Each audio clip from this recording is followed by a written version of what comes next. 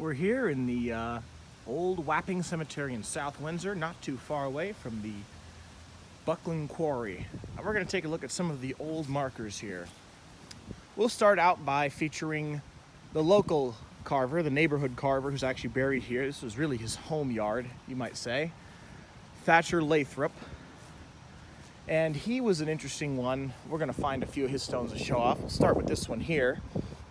And he was actually heavily influenced by the Josiah Manning type style. As you can see here, you can see the pompadour on the wig by him.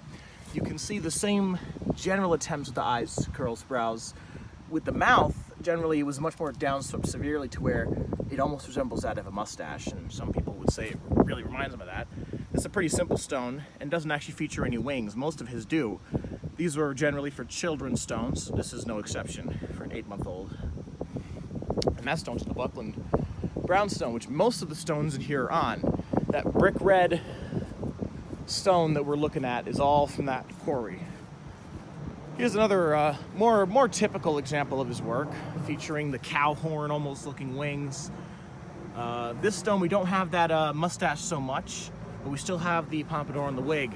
We have an interesting border here, basically a generic vine type that we actually see the upswept also using around that period.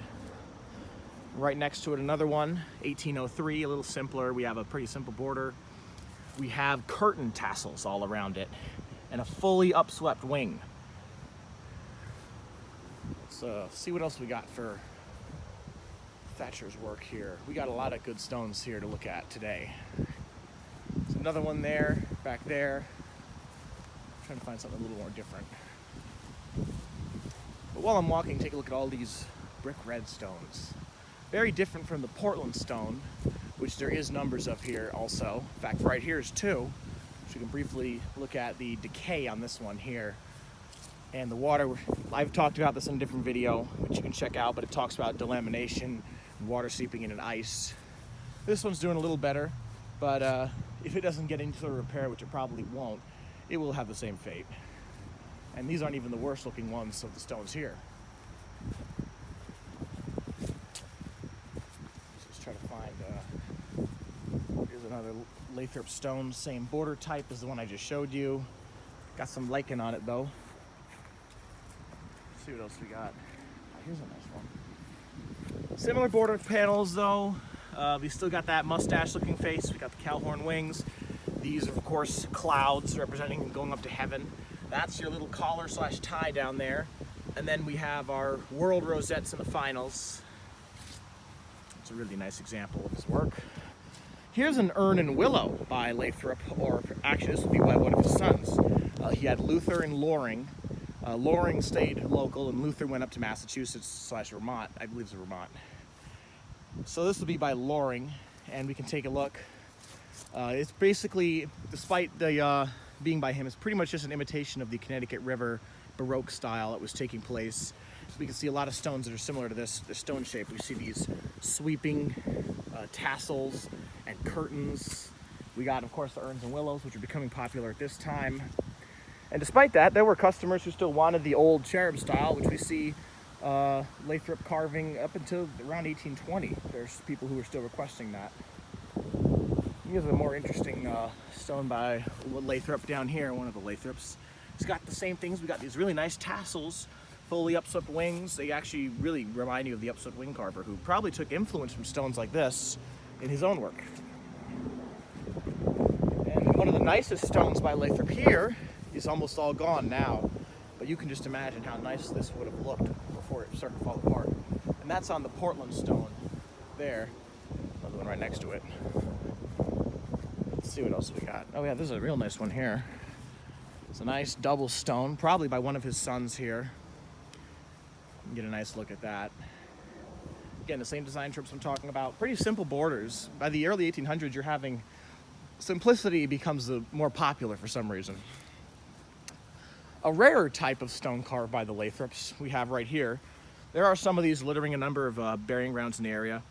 And these feature a more detailed feathered type wing, surrounded by almost like a bedding or leaves of some sort. But really, this is what you got to look at. You don't have the same pompadour wig on this stone and some of the others I showed you too. But these feathered wing types are really interesting, and we don't see a lot of stones by Lathrop of that type. Over here, pardon the poor lighting, is a Lathrop stone done on the bolt and schist rather than one of the brownstones. Occasionally he would use bolt and schist. We find numbers of those. Particularly, we have some in Coventry, for example. There's a couple in Lebanon and a couple other areas. But this is a real nice example. I think East Windsor has one. Might be. There's more. I don't remember where they all are. And right over here, another real nice elaborate stone. This one, again on the Buckland stone, but look at the detail he put into this stone. This still has that sort of Baroque styling from the Connecticut River, but in terms of the face and overall elements, we still see that Manning influence overall. Look at that detail and that feathers there. It's a really, really nice elaborate stone by him. And like I mentioned earlier, this is his hometown yard, and I call it that partially because of the large amount of his stones and partially because this is actually where he's buried. Before we'll look at his grave, we'll look at his wife right here, which he carved, of course. And you can see he did a really interesting thing here with the wings coming out of the head, but there's also a body. So the wings aren't coming out of the body, they come out of the head. It's kind of weird looking. But this is a stone he carved for his wife. It's really, really well done, as you would expect. And his own stone appears to have disappeared. So it looks like he got a military stone, as he was, of course, a sergeant in the Revolutionary War. But unfortunately, whatever his original stone was, it likely fell apart, and that's why that stone was put there. But alas, down here's an interesting stone. We don't know who this one's by. It may be by very early Lathrop work, but it seems to be influenced perhaps by the Bucklands. It's a weird one. There's another stone here that's somewhat like it, but more obviously influenced by the Bucklands. That's an interesting one. Next carver we're going to look at hails from Windsor, and would also use a number of different brownstones, different quarries. Generally, he would use stone from the Buckland Quarry, from the South Windsor Jamstone Quarry, and then the actual Windsor Quarry. And his name was Ebenezer Drake. Here's one of his fine stones. I'm going to try to explain his stones now. So you got these weird looking things that are supposed to be wings, but they just look weird. Like they're weird, almost like pillows or blobs. The faces are really usually very fat, especially on this one. You got this neck looking thing. I don't even know what it is. You got, of course, your world rosettes. You got your vine border type, more abstract on these. He was a weird carver who carved weird designs, but he was very popular. So I guess they weren't really seen as weird back then, now were they?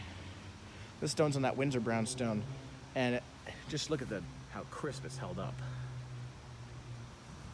Try to find some more stones by Drake. Right down here is actually a couple. There's a couple by Drake right here. Also of that stone, these are actually of the South Windsor Jamstone Quarry, which also generally held up well, but not as well as the true Windsor Quarry. You can see that. We still got some of that decay down here. But generally, this stone's held up real nice. These are really small markers. Got a possible misspelling here that was blotched out. Whoever bought that stone probably got a little bit of a discount. Let's see what else we got in here. But Drake was very popular in Windsor, Bloomfield, and of course in eastern towns, including the Windsors. There's a fair number of his stones in Tolland. Some appear even more eastward. There's a couple in Colchester. There's some in the Limes. Let's see what else we got down here, though. Oh yeah, here's an urn and willow by Drake. Now Drake, actually, Ebenezer Drake, had a couple brothers who also carved. This, of course, is by Ebenezer himself. And there are some stones here by an unknown carver, which may be by one of his brothers, probably Silas if they were by them. But these are generally just called the Drake Imitator. They got their own weird look. In fact, we actually see a lot of Thatcher Lathrop influence in these. Again, cowhorn wings, some similar facial features.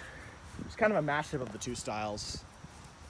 And Silas is actually buried here. And we know Silas carved stones, but we don't know exactly which stones they were. Here's another one. This one is more likely to be Silas Drake. This one, I believe, is Silas Drake here. Again, we got the same blobby looking wings. This time the eyes are puffed shut. He was a weird carver. And then of course here's Silas Drake stone, very simple, but at this time that was what you wanted. This or an urn willow, I suppose, and the simple was more popular for some reason by the 1820s, 1830s. But yeah, that's Ebenezer Drake. A little bit about him. There's more stones here by him. Maybe we'll find another. In fact, yeah, we'll check out one more of his. Some of his stones were frightening, just downright frightening, featuring almost a monkey-looking face, but there aren't really too many of those here. This one's pretty similar, though. It's a pretty simple stone, but just look at that. It's a good example. Now, those are the two most popular carvers in this yard, Thatcher Lathrop and Drake. But don't get it twisted, there's plenty of others. And we'll take a look at just a few of those. Let's see what we got down here. I know there's more. Yeah, right up here. Kind of got to wander all jig-jag around here. Actually, right here's another Drake stone. It's another urn or willow. But down here, this nice gray Bolton schist is by Daniel or John Ritter, his father, of East Hartford, Connecticut. There's actually only about 2 stones here by either of them, and that one is the nicer of the two. The other one, a more later brownstone, that more the later style. Here's an odd one here. This could be the early work of Thatcher Lathrop. Kind of reminds me of that other one we looked at earlier that was weird. And it's an imitation of the Buckland style, although certainly not executed quite as well. We'll just see what else we got. Of the more eastern Bolton schist carvers, we have Aaron Haskins, who was a Bolton native. He imitated the Manning style also, but was a lot more close in doing it than Lathrop, who had more originality, I suppose you might say. But he was very skilled at imitating it, as you can see. In fact, there's actually a couple of those here. There's another one here, a little one. But the schist generally held up very well, as you can tell just from looking at these. Let's see what else we got. Oh yeah, down this way, past more Lathrop stones. Down this way, we have a couple more interesting markers. Real quick, here's a brownstone that's completely had the face shaled off. Here's another Drake stone. This is one of the monkey faces, but it's unfortunately shaled apart. But right back here is one or two stones in the yard by Peter Buckland, who was the one of the first owners. His father owned the quarry actually before him, but they started the Buckland Quarry. And this stone looks to be of the Buckland Quarry, although it is considerably gotten darker over the years. You can just take a look at the face. In the Edwards Cemetery, there's a lot more stones by him. This is actually the oldest stone in the yard. This yard only started in the late 1760s. The Edwards yard, which is down the street, is the oldest yard in this town, and has stones dating, I believe, right around 1700, possibly even the late 1600s.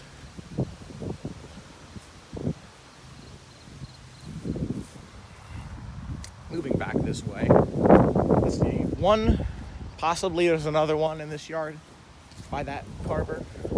We got some interesting stones here of the later style.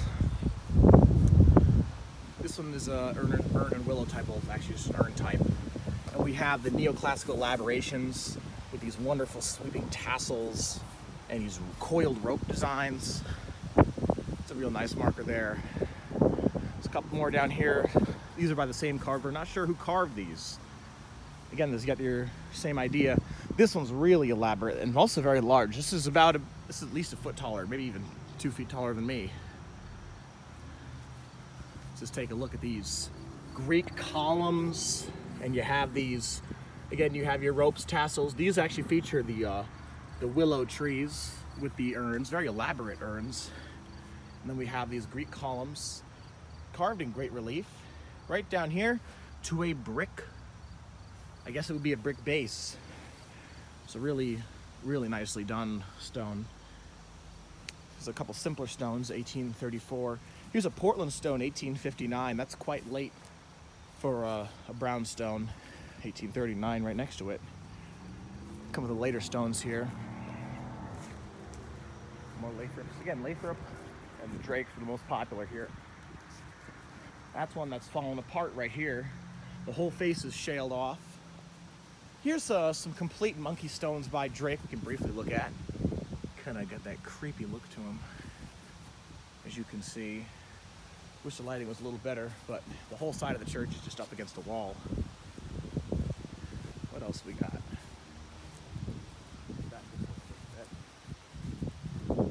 It's another stone, possibly by Drake's brother, or the unknown imitator, as we usually call them.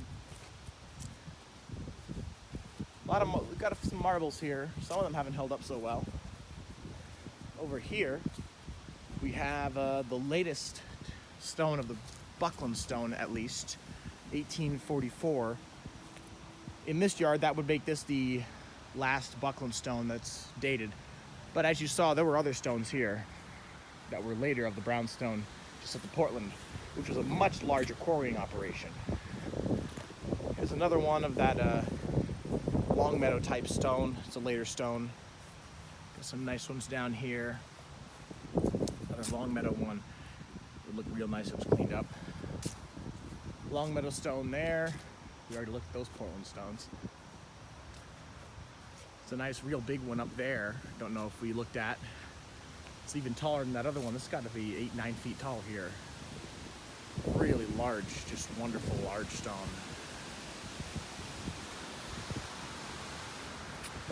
But yeah, there's a lot of stones, and you'll notice a lot of these stones I'm showing you at this part are very simple. By the 1820s and 1830s, you see a simplicity thing. There's some marble stones. Again, simple. For some reason, you have a trend after the neoclassical trend with the urns, willows, and Greek things. You have a simplicity trend. These actually are all later military stones. None of these are all backdated, these ones here. But yeah, you have a simple trend of stones that are simply unornamented and are just designed. I don't know why. I don't really understand the whole simplicity thing, but that's what you have in this period. There's another one by the Lathrops that's of that later Connecticut Valley style. Here's one that's starting to have some decay. It's a real nice one. Unfortunately, it's of the Buckland stone again. Generally, the Buckland stone did hold up better than the Portland stone, but still, you know, it is a brownstone. And the only brownstone that really was impervious to being falling apart would be that of the Longmeadow, East Longmeadow quarries. Right up here, if there's anything else interesting, I don't know, I might have already shown you that schist. It's probably by the upset wing carver. There's none of his cherub work here. But I think that's a pretty good overview of what's in this yard. It's a pretty nice yard. Definitely worth a visit. There's a lot of wonderful stones here and a lot of good history. Again, this is where Drake himself is buried. But I hope you guys enjoyed the video. I don't know, I probably need to find something better to do with my time. Hope you enjoyed.